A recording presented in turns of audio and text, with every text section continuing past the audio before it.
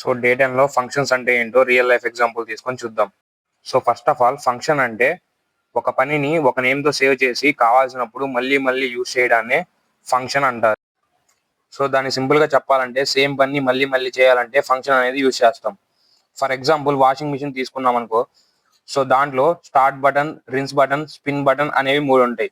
So ప్రతి button press చేసినప్పుడు some work మళ్ళీ మళ్ళీ జరుగుతది. లైక్ ఇప్పుడు స్టార్ట్ అనే బటన్ ప్రెస్ చేసినప్పుడు అది మళ్ళీ స్టార్ట్ అవుతది. అలాగే స్టాప్ చేసినప్పుడు స్టాప్ అవుతది. స్పిన్ చేసినప్పుడు స్పిన్ అవుతది. మళ్ళీ స్టార్ట్ చేసినప్పుడు మళ్ళీ స్టార్ట్ అవుతది. ఇలా ప్రతి బటన్ ప్రెస్ చేసినప్పుడు సమ్ వర్క్ మళ్ళీ మళ్ళీ జరుగుతది. So that button equal to function. So function syntax వచ్చేసి ఇలా ఉంటది. డిఇఎఫ్ అంటే define, function name, parenthesis, colon. So ఇక్కడ మనం కోడ్ అనేది రాస్తాం.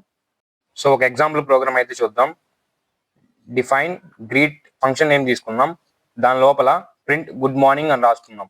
నెక్స్ట్ గ్రీట్ ని కాల్ చేసుకుందాం. సో ఈ ఫంక్షన్ నేమ్ ఏదైతే ఉందో ఆ ఫంక్షన్ నేమ్ తోనే మనం దాన్ని కాల్ చేసుకుంటాం. సో దాన్ని కాల్ చేసుకున్నాం కాబట్టి దాంట్లో ఏదైతే కోడ్ ఉందో అది ప్రింట్ అవుతుంది. సో ఇక్కడ గుడ్ మార్నింగ్ అని ఉంది కాబట్టి గుడ్ మార్నింగ్ అనేది ప్రింట్ అవుతుంది. Next function with parameters. Parameters అంటే డేటాని పాస్ చేయడం. Define greet. సో దీని లోపల నేమ్ అనే డేటాని పాస్ చేస్తున్నాం. ప్రింట్ హలో కామా నేమ్ అని పెట్టుకున్నాం. నెక్స్ట్ గ్రీట్ లోపల సో ఈ ఫంక్షన్ నేమ్ గ్రీట్ అని తీసుకున్నాం. గ్రీట్ లోపల నేమ్ మధు థాట్స్ అని పంపిస్తున్నాం. సో ఇక్కడ ప్రింట్ అయ్యేది హలో మధు థాట్స్ అనేది ప్రింట్ అవుతుంది. Next function with return statement అంటే రిజల్ట్ ని బ్యాక్ ఇవ్వడం. సో డిఫైన్ యాడ్ అనే ఫంక్షన్ నేమ్ తీసుకున్నాం. దాని లోపల 2 పారామీటర్స్ అయితే పాస్ చేసాం, A and B. Return A plus B. So next result అనే వేరియబుల్ తీసుకున్నాం. ఆ రిజల్ట్ అనే వేరియబుల్ లోకి యాడ్ అనే ఫంక్షన్ ని కాల్ చేసుకున్నాం. సో ఏ వాల్యూ వచ్చేసి 5, బి వాల్యూ వచ్చేసి 3.